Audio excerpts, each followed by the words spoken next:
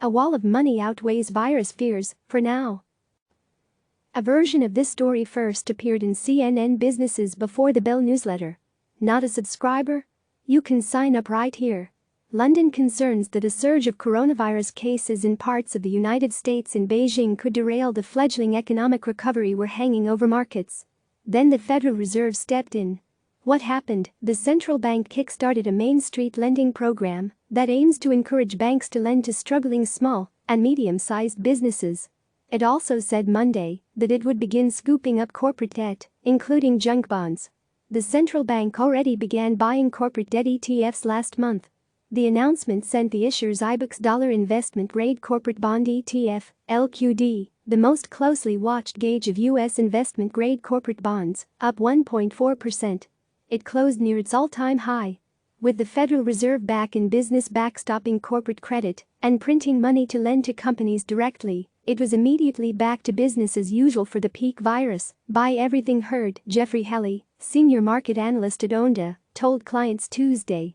Bloomberg also reports that the Trump administration is preparing a proposal for $1 trillion in infrastructure spending to help revive the U.S. economy. A preliminary version of the plan would send money to build roads and bridges, as well as 5G wireless networks and rural broadband. The stimulus news is sending stocks higher after a bout of volatility. The S&P 500 finished 0.8% higher on Monday and is up 1.3% in pre-market trading. But that doesn't mean Wall Street is entirely bullish. Per Bank of America's June survey of fund managers published Tuesday, investors are past peak pessimism, but their optimism is fragile and neurotic. The largest number of fund managers since 1998 think the stock market is overvalued. Just 37% of those polled are prepared to say we're in a new bull market, while 53% still call recent stock gains a bear market rally and are bracing for another fall. The CNN Business Fear and Greed Index, which measures the emotion driving the market, is now in neutral territory after hitting a greed reading 1 week ago. That suggests investors are looking for the next catalyst, even if they've found some relief in stimulus commitments for now. Oil demand won't recover for years due to aviation crisis. Oil demand is starting to bounce back from its biggest drop in history, but continued strain on the aviation industry means demand won't fully recover until at least 2022. That's according to the latest report from the International Energy Agency. The Paris-based agency said in forecasts released Tuesday that it expects oil demand to plunge by 8.1 million barrels per day this year, before recovering by 5.7 million barrels in 2021. That's a huge rebound, but would still put demand below 2019 levels. The forecasts assume that countries will continue the gradual process of reopening their economies.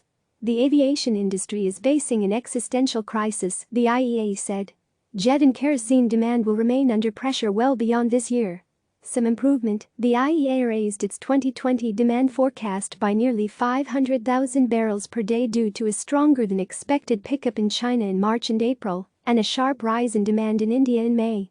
Even so, the 2020 decline will be the worst on record. The IEA cautioned that lingering behavioral changes due to the pandemic could cause longer-term changes to patterns of demand. A rise in remote working could lead to less traffic in business travel, while an improvement in air quality in many cities could spark a push for broader changes, the agency observed. See here, the IEA noted that bike lanes have recently been created in more than 150 major cities as an alternative to public transport. But fear of public transit could also lead more people to use cars in the near term.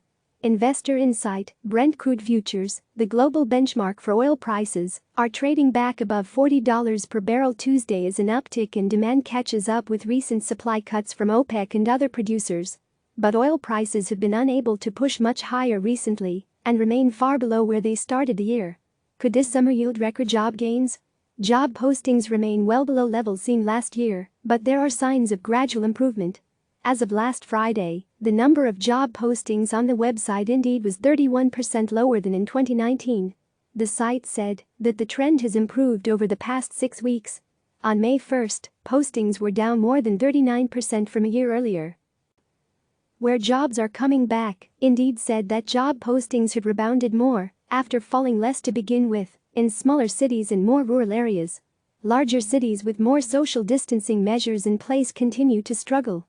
This data bolsters some of the optimism that's followed the U.S. unemployment report for May, which found that the economy added 2.5 million jobs last month. Goldman Sachs said in a note to clients this week that it expects historically strong job gains this summer, with 2 million or more positions added per month on average. However, stimulus from Congress will remain crucial to prop up disposable income, according to the investment bank. Support will be needed well into 2021, Chief Economist Jan Hatzius said, or the recovery could be at risk.